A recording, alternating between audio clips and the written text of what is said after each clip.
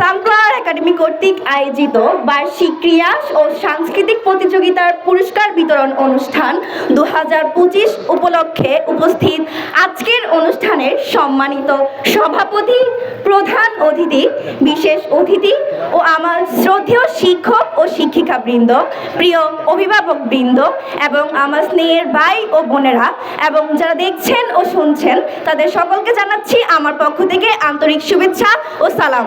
আসসালামু আলাইকুম।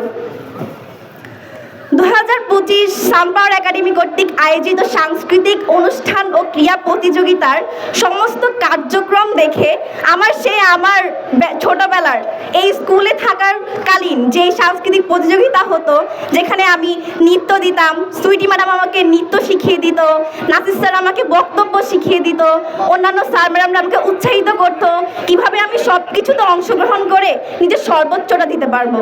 আমার ভিতরে একটা উদ্যম থাকতো যে আমি কত বেশি প্রতিযোগিতা অংশগ্রহণ করতে পারবো এবং কত বেশি পুরস্কার বাসায় নিয়ে যেতে পারবো। এবং সবচেয়ে যখন আমি সর্বোচ্চ পুরস্কার নিয়ে বাসায় যেতাম তখন আমার অনুভূতি তো আছেই, তার সাথে আমার বাবা মার যে অনুভূতি তা কিন্তু ভাষায় প্রকাশ করার মতো না। এই যে আমার নিজের উদ্যোগে আমি তাদেরকে এভাবে খুশি করতে পেরেছি, তার জন্য আমি নিজেকে গর্ববোধ মনে করছি। আর আজকে 2025-এ অংশগ্রহণকারী সকল প্রতিযোগীকে অভিনন্দন, কেননা তোমরা এত সুন্দর নৃত্য পরিবেশন করেছো, এত সুন্দর যেমন খুশি তেমন সাজ দিয়েছো।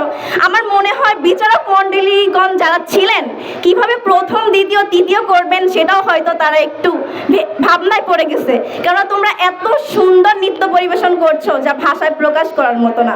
যাই হোক, পুরস্কার তো নিতে হবে, প্রথম, দ্বিতীয়, তৃতীয় স্থানও নির্ধারিত করতে হবে। কেউ হবা, কেউ আজকে হবে না।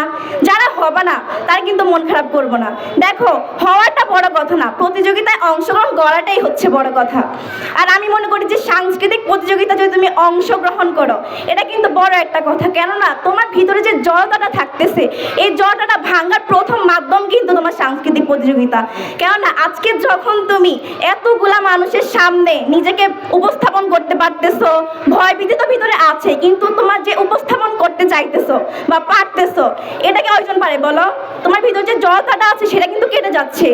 এর ফলে তোমার যেটা হবে, তুমি ভবিষ্যতে যখন অন্য একটা শিক্ষা প্রতিষ্ঠানে যাবে, ওখানে অংশগ্রহণ করবে বিভিন্ন প্রতিযোগিতায়, তোমার ভিতর কিন্তু এত ভীতিটা আসবে না, তুমি তখন পারবা। কারণ আমি এখানে 2013 সাল থেকে অধ্যয়ন করছি এবং প্রথম শ্রেণী থেকে আমি কিন্তু নৃত্য দিচ্ছি, কবিতা আবৃত্তি দিচ্ছি, বক্তব্য দিচ্ছি।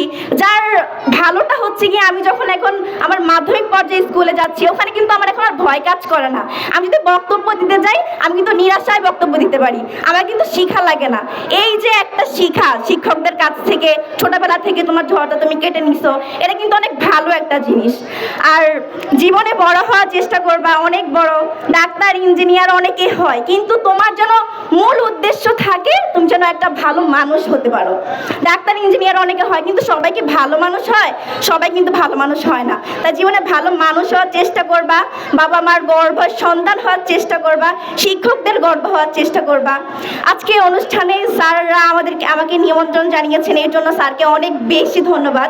কেননা স্কুল থেকে যাওয়ার পর পড়ালেখার ব্যস্ততায় আসা হয় না, স্কুলের অবস্থান কেমন সেটাও জানা হয় না, কিন্তু আজকে এসে আমি বুঝে গেছি যে সানফ্লাওয়ার যে অতীতের যে ঐতিহ্য ছিল বর্তমানে কিন্তু তারা সেই ঐতিহ্যই ধরে রেখেছে। যার কারণে আমি আমার শিক্ষকদেরকে আন্তরিক ধন্যবাদ জানাচ্ছি, তারা যেভাবে আমার সানফ্লাওয়ার একাডেমিকে এগিয়ে নিয়ে যাচ্ছে, ভবিষ্যতে আরও এগোবে ইনশাআল্লাহ। পরিশেষে ভাষারই মাসে সকল ভাষা শহীদদের প্রতি সম্মান রেখে তাদের আত্মার মাগফিরাত কামনা করে, সকলের দীর্ঘায়ু কামনা করে আমি আমার সংক্ষিপ্ত বক্তব্য এখানেই শেষ করছি। আসসালামু আলাইকুম।